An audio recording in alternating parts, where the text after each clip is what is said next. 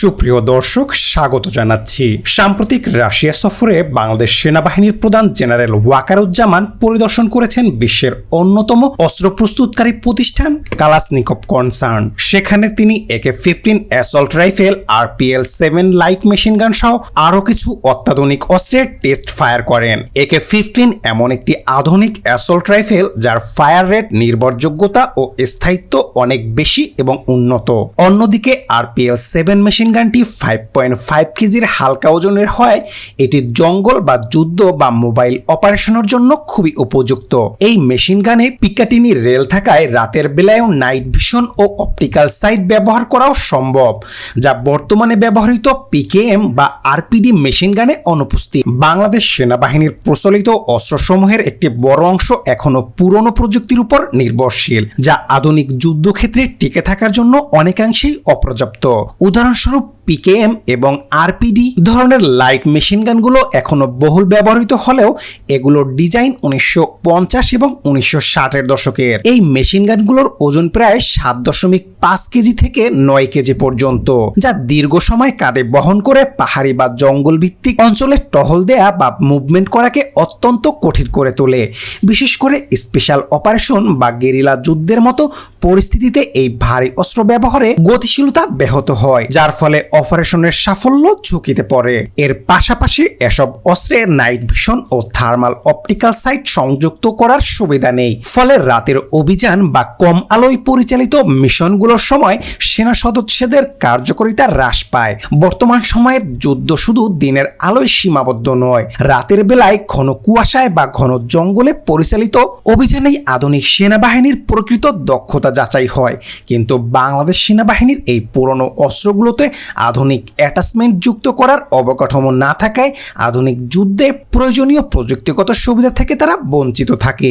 এছাড়া এসব অস্ত্রের রেট অফ ফায়ার তুলনামূলকভাবে খুবই কম, যার অর্থ একসঙ্গে কম সংখ্যক গুলি ছোড়া সম্ভব হয়। অন্যদিকে আধুনিক LMG বা অ্যাসল্ট রাইফেল যেমন RPL-7 বা AK-15 এর মতো অস্ত্রে প্রতি মিনিটে অনেক বেশি রাউন্ড ফায়ার করার সক্ষমতা রয়েছে, যা ফায়ার সুপ্রিমেসি অর্জনের অত্যন্ত গুরুত্বপূর্ণ। ফলে যখন প্রতিপক্ষ আধুনিক রাইফেল বা ড্রোনের সমন্বয়ে আক্রমণ চালায়, তখন পুরনো অস্ত্র দিয়ে দ্রুত এবং নির্ভুল প্রতিক্রিয়া দেওয়া কঠিন হয়ে পড়ে। সব মিলিয়ে পুরনো ডিজাইনের ভারী অস্ত্র, আধুনিক অ্যাটাচমেন্টের ঘাটতি, রাতের অভিযান পরিচালনায় সীমাবদ্ধতা এবং কম রেট অফ ফায়ার, এসব কারণে বাংলাদেশ সেনাবাহিনীর অস্ত্রসমূহ আধুনিক যুদ্ধক্ষেত্রে পুরোপুরি উপযোগী নয়। বর্তমান বৈশ্বিক নিরাপত্তা পরিস্থিতিতে সেনাবাহিনীর অস্ত্রশক্তিকে আধুনিকায়ন করা এখন সময়ের দাবি হয়ে দাঁড়িয়েছে। একবিংশ শতাব্দীর যুদ্ধক্ষেত্রে আগের চেয়ে অনেক বেশি প্রযুক্তি নির্ভর, গতিশীল এবং বহুমাত্রিক হয়ে উঠেছে।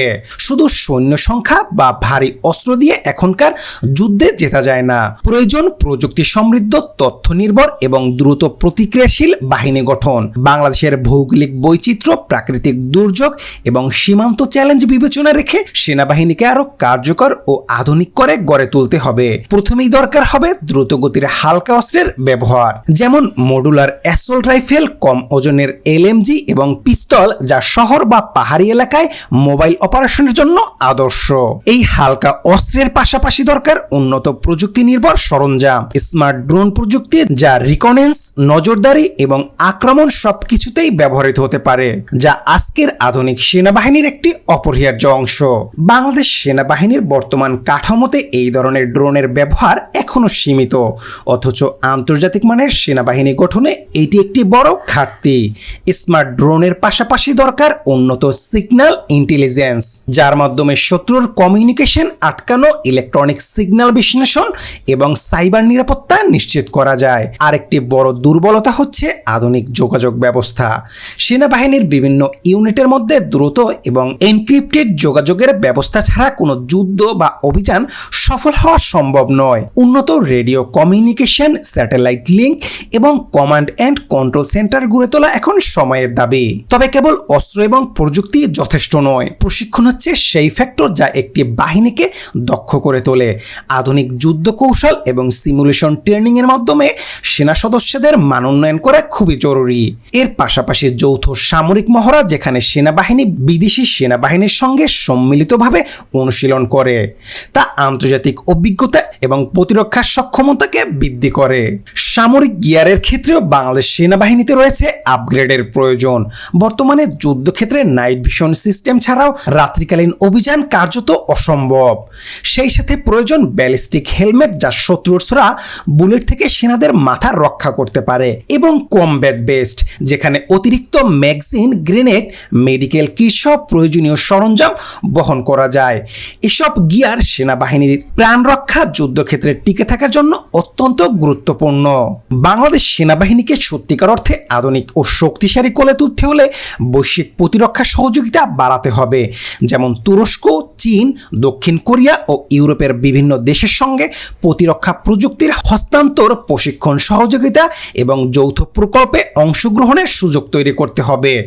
হালকা ও দ্রুত গতির অস্ত্র, স্মার্ট ড্রোন, উন্নত যোগাযোগ ব্যবস্থা, আধুনিক গিয়ার, সিগন্যাল ইন্টেলিজেন্স, প্রশিক্ষণ এবং আন্তর্জাতিক সহযোগিতা, এই সব কিছুর সমন্বয়ে গড়ে উঠবে একটি আধুনিক, প্রস্তুত এবং প্রতিক্রিয়াশীল বাংলাদেশ সেনাবাহিনী।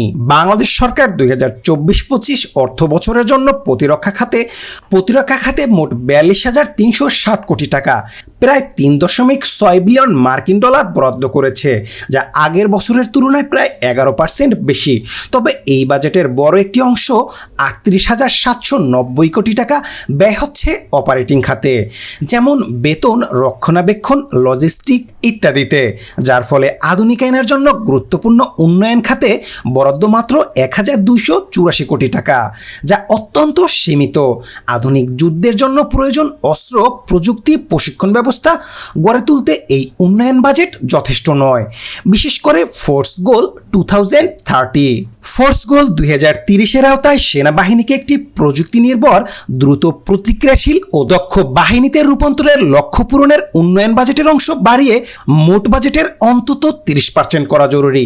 বিশ্লেষকদের মতে আগামী 5 বছরে এই লক্ষ্য পূরণে বাংলাদেশ সেনাবাহিনীর জন্য অতিরিক্ত 2 থেকে 3 বিলিয়ন মার্কিন ডলার প্রয়োজন, অর্থাৎ প্রায় 27,000 থেকে 32,000 কোটি টাকার বাজেট প্রয়োজন। এই বাজেটে প্রধান খরচ হবে নতুন অ্যাসল্ট রাইফেল ও এলএমজি কিনায়, এছাড়াও স্মার্ট ড্রোন, ইউএভি এবং উন্নত যোগাযোগ ও সিগন্যাল ইন্টেলিজেন্স সিস্টেমে, নাইট ভিশন, ব্যালিস্টিক হেলমেট, আধুনিক কমব্যাট ভেস্ট এবং উন্নত প্রশিক্ষণ ও আন্তর্জাতিক যৌথ সামরিক মহড়ায়। এর পাশাপাশি সেনাবাহিনীর স্বয়ংসম্পূর্ণতা অর্জনের জন্য স্থানীয় প্রতিরক্ষা শিল্পের বিকাশ অপরিহার্য, বিশেষ করে বাংলাদেশ অর্ডিন্যান্স ফ্যাক্টরি।